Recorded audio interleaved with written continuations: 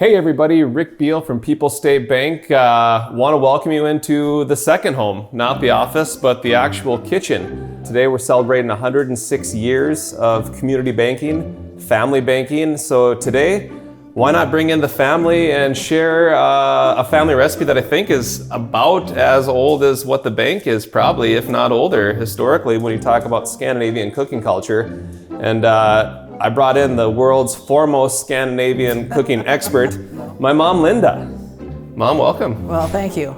Hardly an expert. Well, I grew up in a very Scandinavian household in North Dakota, like a whole lot of other people. Well, when your mom and dad's names are Mabel and Eilif, and your name is Linda, I think there's no questions where the motherland was. Yeah. But today, the recipe that we've chose has kind of been a long time family recipe. I remember we'd go to Tioga to visit your mom. Grandma always had cinnamon twists. They're something that I remember from my childhood. When she'd come to Velva, she'd bring them for us.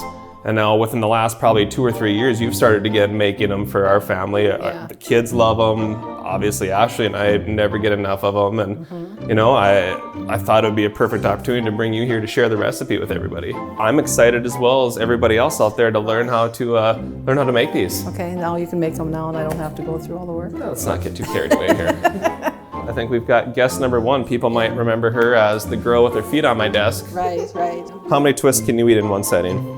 Probably 15 to 20. It's not an understatement. She would have left to her own means. Right. Oh, we're gonna make some twists. Can you say hi to everybody? Aww. I think he's ready to start cooking too, so maybe we should start? Okay. All right, let's get to work. Plan. How much do you use? Cup cream. 1 cup, so yeah. This is your good friend. Always have this on hand. Okay, we need to use sour cream. So you can use cream that has gone beyond its expiration date where it's gotten actually sour. If you're like my mom, who actually uses her ingredients to the fullest extent, doesn't let them expire, unlike my household. We got the sour milk. Greta, you want to take a drink of that to see if it... Yes, I will take a big swig of this, but no, I'm not gonna. No, that's a smart... Oh. You could tell at an early age I was going to be a good cook, right? Because I just had an affinity for the kitchen. Or was it because I was grounded all the time, so that was the only option I had to do of anything? Keep an eye on you there, let's put it that way. So what do we need next? After this bubbles, then we want to get our shortening, right? Shortening and some sugar. 2 tablespoons shortening, 3 tablespoons sugar. Right there, that makes 2. So right there, if you want to cut, just slice down and get that ready. There you go. Okay. Here's a bowl that we'll put everything into. Yeast, always have that ready to go because that'll be the next step with everything. This is what makes the bread rise, activates it. Put it with water and sugar. What's the one thing that always reminds you of growing up with either your grandparents or your mom and dad? Probably cookies. So we make cookies. Grandma does make some of the best sugared cookies with frosting, doesn't she, and sprinkles? Okay, here we are going to put the shortening in the heated up sour cream. And then we need 3 tablespoons of sugar. So 1.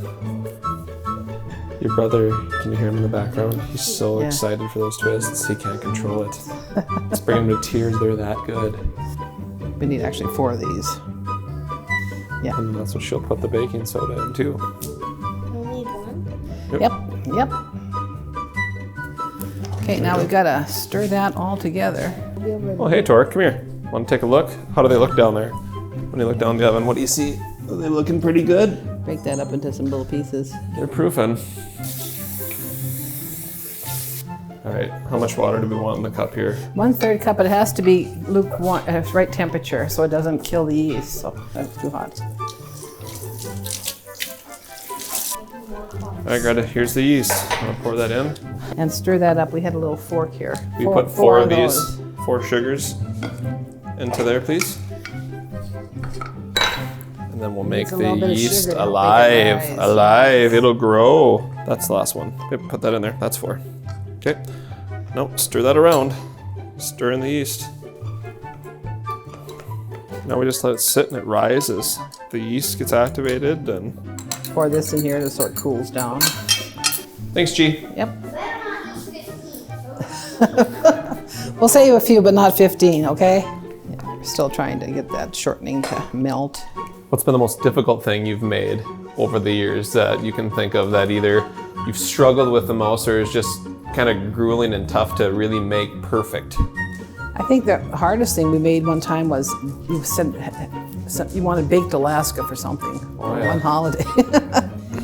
And then we've proofed our yeast here, so now it's time to put that in. Is it ready to go, Ro? Should we pump the yeast in? Can you dump it in? Pour that in there. Dump it in. Get it all in. Good job. Okay. No, not the. Okay, and we gotta stir that in. Now we got 3 cups of flour. 3 cups? How many is this now? 1. Okay.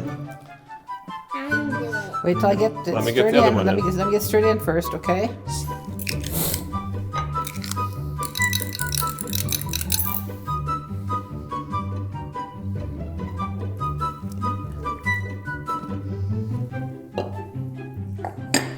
It gets firm right at the end.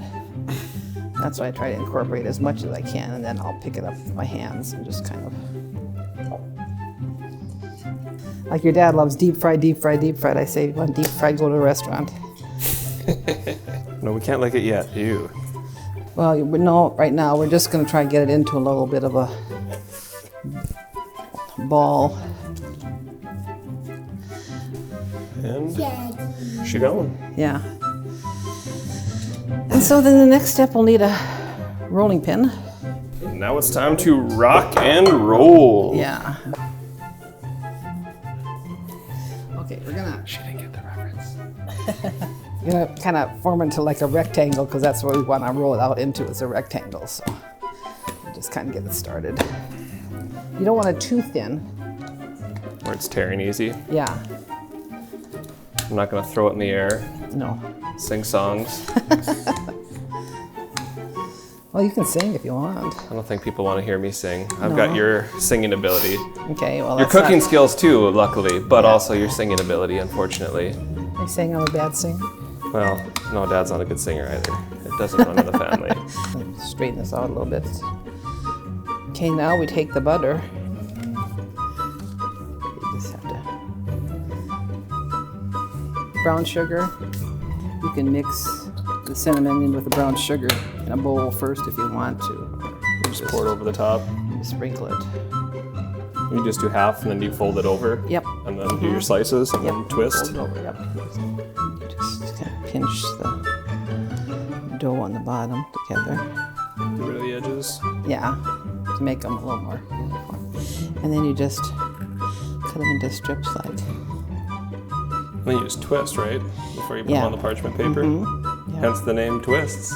Wanda recently, one of the nice ladies, customers of the bank, brought a cookbook that my great-grandma, had given to her Yeah, mom. Wanda worked at the bank. Yeah, and given to her, autographed by my great-grandma, and it was pretty neat. That's up at the lake cabin now. Yeah, I took think. it up there because there's some recipes in there. We're cooking up there, so kind of the historical significance is kind of a cool thing, keeps passing down. And See, it's a well-used cookie sheet.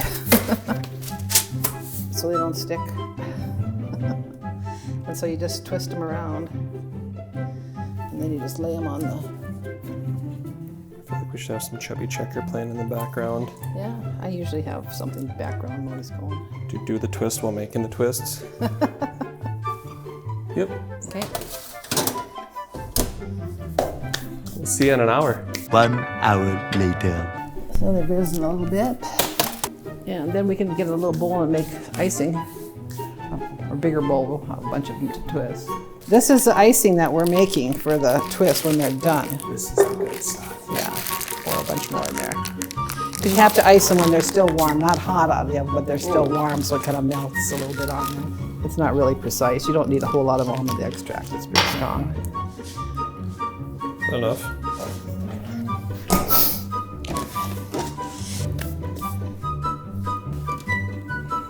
You don't want to add too much milk, otherwise you have to add tons more of powdered sugar. You put too much milk in there.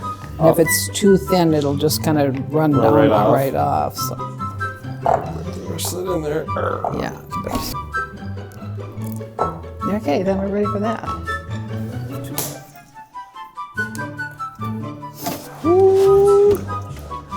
Small spread. spoon like this. Yeah, spread it around.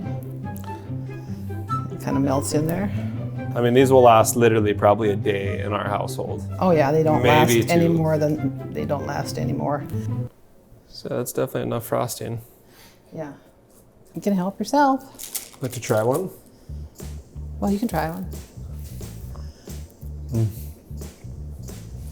That's what I remember. Okay, good. I'm glad. Just like what Grandma always made. And Good. Mom. Okay, good. Really, it's just like an appetizer. That's 2 bites so far. That's why 15 of them go fast for Greta. I'm full. Yeah. I'm full up. We'll go on to the next batch. Okay. That's how you make delicious cinnamon twists. I appreciate you guys watching the video today. Obviously, from our family to all of you, we appreciate everything that you've done for our bank over the last century. It really, really means a lot to us. And I think community banking and what we do goes in kind of perfectly with the recipe that we're trying to show today. We've got to work with so many generational families over the years. We truly appreciate everything that ever comes from that. So it's kind of fun being able to do a generational recipe coinciding with our family business. Right, because when I've worked there for 47 years and met people from all ages and their kids and their grandkids. And it's been a very enjoyable experience, and working with the people has been the best part of the job. Thank you. We hope the recipe, we'll post the recipe on the Facebook page for you. So if you want to try it out, put your pictures in the comments so we can see how they relate, and enjoy. Thank you, everybody.